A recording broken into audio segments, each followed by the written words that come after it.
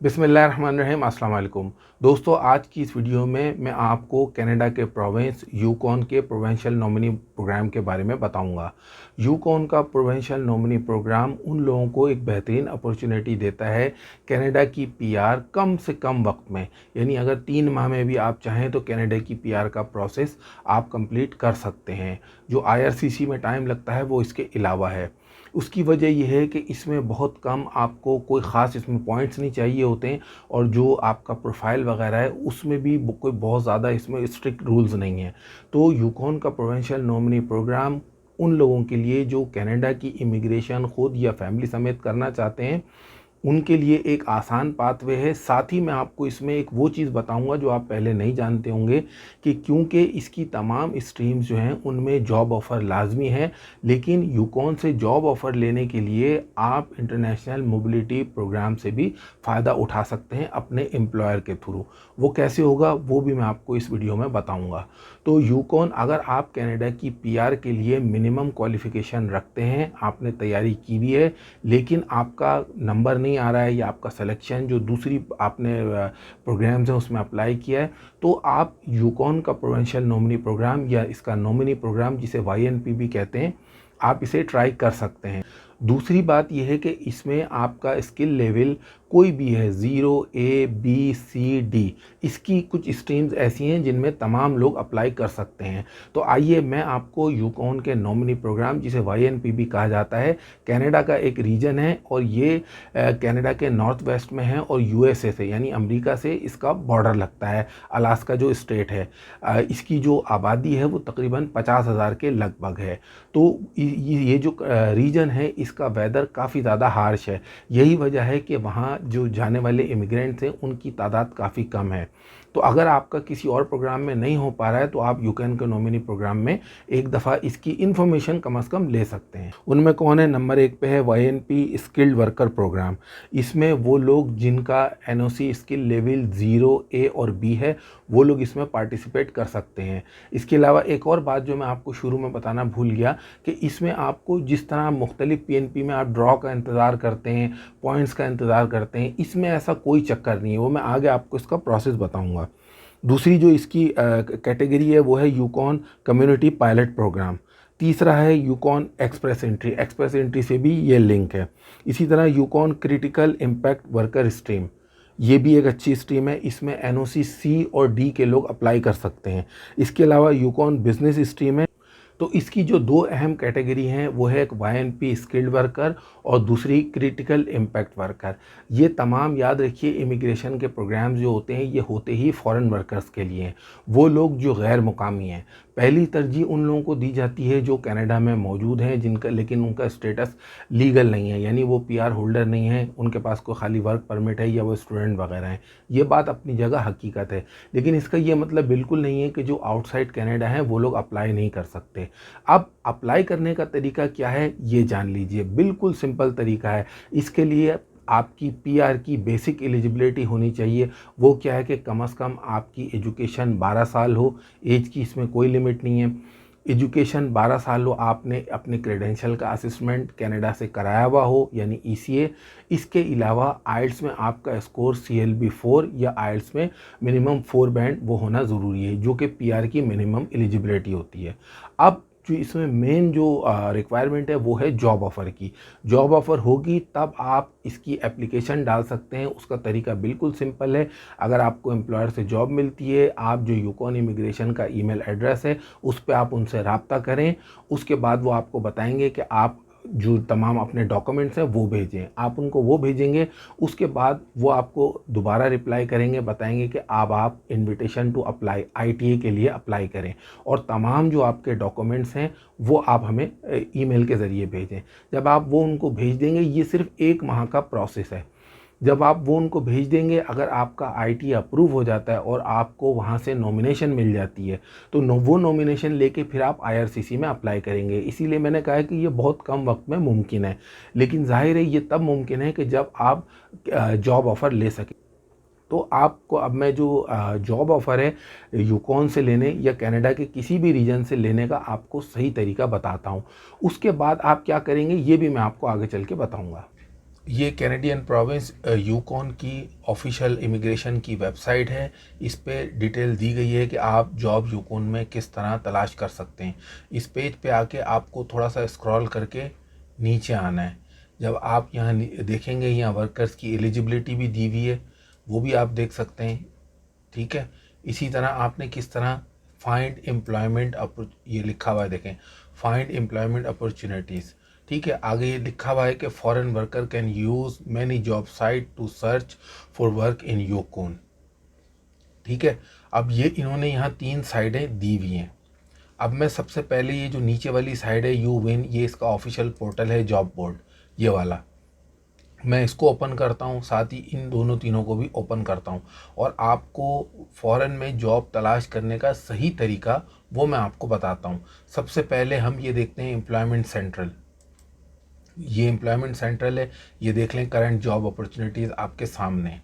ये जितनी भी अपॉर्चुनिटीज़ आपके सामने आ रही हैं ये देखें, इसमें अर्ली चाइल्डहुड एजुकेटर है, हेड हैंड मेंटेनेंस वर्कर हैं, इसके अलावा रिसेप्शनिस्ट हैं, गेस्ट सर्विस मैनेजर है, इसी तरह और बहुत सारे आपको home recreation, wellness outreach worker, administrative assistant, बहुत सारे एचआर के लोग हैं वो पूछते हैं।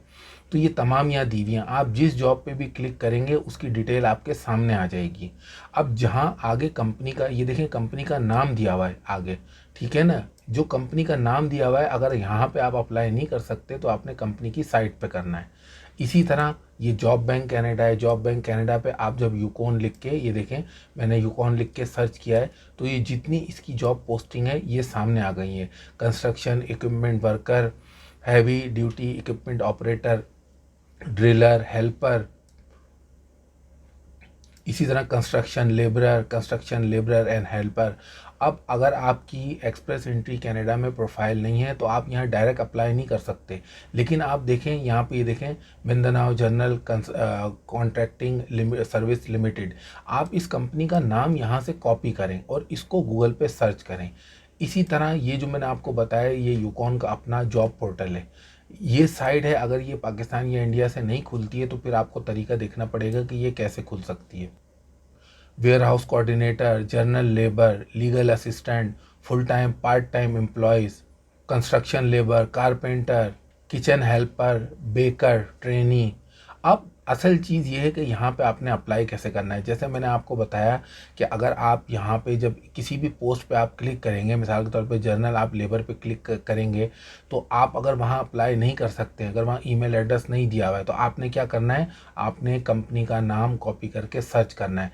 मैंने इन्हीं में से, ये देखें ये कंपनी है जिसने ये जॉब पोस्टिंग दी हुई थी यहाँ पे, ठीक है ना, ये इसकी, ये वेयर हाउस कोऑर्डिनेटर की ये कंपनी, मैंने इसी का नाम वहाँ से कॉपी करके इसको सर्च किया है। यहाँ पे देखें आगे कंपनी की पूरी डिटेल दी हुई है कि ये करते क्या हैं। यहाँ आप देखें इसके मुताबिक अगर आपका प्रोफेशन बनता है एक्सप्लोरेशन, ड्रिलिंग, माइनिंग, कंस्ट्रक्शन, ठीक है। जब आप नीचे जाएंगे ये देखें कि ये कंपनी करती क्या है। यहाँ कॉन्टैक्ट की डिटेल दी हुई है, यहाँ आप देखें ये कंपनी का ईमेल एड्रेस दिया हुआ है। जब आप कंपनी को डायरेक्ट ईमेल करेंगे अपनी रेज्यूमे तो आपके चांसेस काफ़ी ज़्यादा होंगे, बशर्ते कि ऐसा ना हो आप काम एचआर का करते हो और आप ये माइनिंग और कंस्ट्रक्शन की कंपनी में अप्लाई कर रहे हो। अगर आपका प्रोफेशन इसमें आता है तो आप अप्लाई करें। इसी तरह मैंने इसी से ये कंपनी निकाली है जिसने ये दूसरा जो लेबरर है, ये जनरल लेबर का इश्तिहार दिया हुआ था, इस कंपनी का नाम ये देखें, फार नॉर्थ फाइबर ग्लास, ठीक है ना। इसका मैंने वेबसाइट यहाँ पे कॉपी करके नाम ये मैंने सर्च किया है, ये कंपनी है, क्या करती है, पूरी इसकी डिटेल दी हुई है। आप देखें अगर आपका प्रोफेशन इस कंपनी के मुताबिक आता है तो यहाँ देखें आप इसकी ईमेल एड्रेस दिया हुआ है, ये कंपनी का ईमेल एड्रेस दिया हुआ है, यहाँ पे आप डायरेक्ट अपनी रेज्यूमे भेजें। तो ये सही तरीका है जॉब अप्लाई करने का।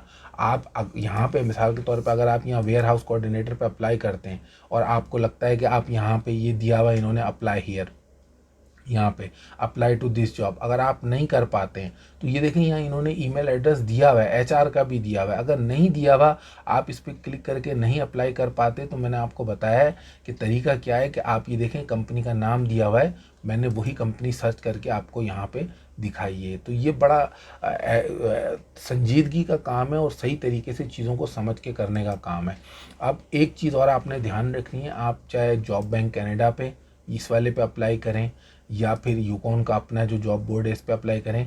एक चीज़ आपको यहाँ पे अगर ये लिखी भी आती है कि anyone who can legally work in Canada can apply for this job. If you are not currently authorized to work in Canada, the employer will not consider you. ये एक तरह से लीगल स्टेटमेंट होता है, आपने इसको नहीं देखना, ठीक है ना, इस पे नहीं देखना आपने। अगर इस तरह करेंगे तो फिर कोई बंदा अप्लाई ही नहीं कर सकता। तो वहाँ के एम्प्लॉयर को ये अपॉर्चुनिटी दी है वहाँ के इमिग्रेशन ने कि अगर उन्हें बाहर से वर्कर लाने की ज़रूरत है तो वो हायर कर सकते हैं।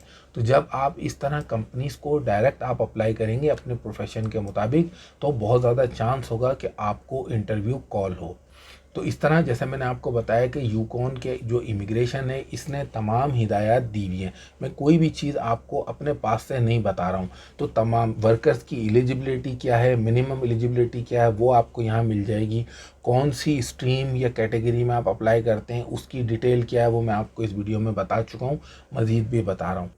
अब ये आपने सारा इसका तरीका समझ लिया। अगर आप इस पे प्रॉपर तरीके से अमल करेंगे, आप अपनी रेज्यूमे कैनेडियन स्टाइल के मुताबिक बनाएं। कोई लिंक आपको चाहिए मुझे कमेंट करके बताएं, मुझे आप ईमेल कर दें, या इस वीडियो के डिस्क्रिप्शन में भी मैंने लिंक दिए हुए हैं, आप वो लिंक जाके भी चेक कर सकते हैं।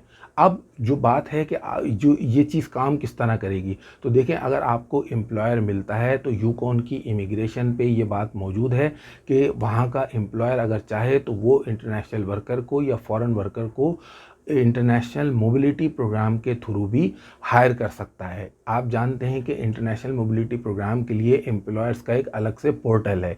तो जब इस तरह आपको कोई एम्प्लॉयर यूकॉन से हायर करेगा तो आप इधर उधर से जॉब ऑफ़र लेके आप ये ढूंढते नहीं फिरेंगे कि ये असली है या नकली है, ये सही है या गलत है। ये सबसे सेफ़ तरीका है। इसमें एम्प्लॉयर को भी सिर्फ $230 फ़ीस देना होती है और उसको कोई LMI वगैरह नहीं लेना होता। बहुत सारे प्रोफेशन ऐसे हैं जो इस कैटेगरी में आएंगे जिन्हें LMIA की ज़रूरत नहीं होगी। तो एम्प्लॉयर से अगर आपका कम्युनिकेशन हो जाती है या आपके किसी कंसल्टेंट वगैरह से हो जाती है या आपका एम्प्लॉयर किसी को हायर करता है वहाँ पे, तो उनको ये बात पहले से पता होती है। तो अगर आपको वो एम्प्लॉयर पोर्टल के थ्रू हायर कर लेता है तो ऐसी सूरत में जब आपके पास जॉब ऑफ़र आ जाएगी, वर्क कॉन्ट्रैक्ट आ जाएगा, तो आपको आपका एम्प्लॉयर ही यूकॉन इमिग्रेशन से एक जॉब अप्रूवल लेटर लेके देगा। वो लेके आप IRCC की वेबसाइट पे ऑनलाइन कनाडा का वर्क परमिट अप्लाई कर सकते हैं। इधर आपकी जो PR की एप्लीकेशन है उसके आप डॉक्यूमेंट सबमिट करा दें, वो आपका प्रोसेस चलता रहेगा। लेकिन इधर क्या होगा कि आपको अगर ये तमाम चीज़ें मिल जाती हैं जो डॉक्यूमेंट्स मैंने बताएं, तो उस सूरत में आप वर्क परमिट आप अप्लाई करें। वो भी जो 2-3 महीने का जो उसका प्रोसेस है वो मुकम्मल होने के बाद फिर आप कनाडा जा सकते हैं। एक बात और ये याद रखिए कि कनाडा का जो वर्क परमिट है वो कभी भी आपके घर पे नहीं आता है, यहाँ नहीं आएगा, आपकी होम कंट्री में नहीं आएगा, चाहे आप किसी भी जगह रहते हो। वो आपको कनाडा जाने के बाद ही मिलता है। आप जब वर्क परमिट की कैटेगरी में अप्लाई करते हैं, लेकिन आपको सबसे पहले एंट्री वीज़ा मिलता है, या जिसे आप कनाडा का वर्क वीज़ा कह सकते हैं। उस वीज़ा पे आप वहाँ जाते हैं कनाडा, और फिर उसके बाद आपको वहाँ पे जो इमिग्रेशन है वो एक दफ़ा फिर इंटरव्यू करते हैं और वो आपको जो वर्क परमिट है वो आपको देते हैं।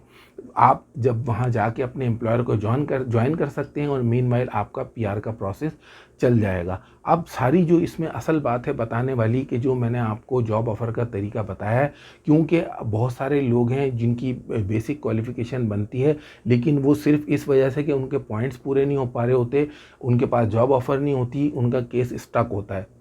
तो ये याद रखिए कि रास्ता यही है, या तो आप अपना स्कोर बढ़ाएं, अगर नहीं है तो फिर आप जॉब ऑफ़र के लिए कोशिश करें। इसके अलावा तीसरा और कोई रास्ता नहीं है इमिग्रेट करने का कनाडा। तो जब एक चीज़ अनअवॉइडेबल है, जब उसको करना ही है तो फिर उसको अच्छे तरीके से करें। बहुत से लोग ऐसे हैं जो कहेंगे कि जी जॉब ऑफ़र मिलती नहीं है। मैं आपको बता चुका हूँ, ये बात दुरुस्त है कि जॉब ऑफ़र हर किसी को नहीं मिलती। जिस तरीके से लोग काम करते हैं, जो भर भर के जो CVs हैं अपनी वो भेजते हैं, नहीं मिलती। तो मैंने आपको जो तरीका इसमें अप्लाई करने का बताया है जॉब का, आप उस तरीके से एक दफ़ा ट्राई कर लें। अदरवाइज़ तो फिर ये है कि इंसान उस ऑप्शन को ही भूल जाए। तो उम्मीद करता हूँ दोस्तों यूकॉन के नॉमिनी प्रोग्राम या प्रोविंशियल नॉमिनी प्रोग्राम के हवाले से ये वीडियो आपको पसंद आई होगी। डिटेल आपको जो भी लिंक्स वगैरह चाहिए वीडियो के डिस्क्रिप्शन में मौजूद हैं। अगर आप मेरे चैनल पिक्सट्यूब पर नए हैं तो मेरे चैनल को सब्सक्राइब कीजिए। ये वीडियो आपको कैसी लगी कमेंट बॉक्स में अपने राय का इजहार भी कीजिए, और वीडियो को अगर अच्छी लगी तो लाइक भी ज़रूर कर दीजिए। वीडियो देखने का शुक्रिया।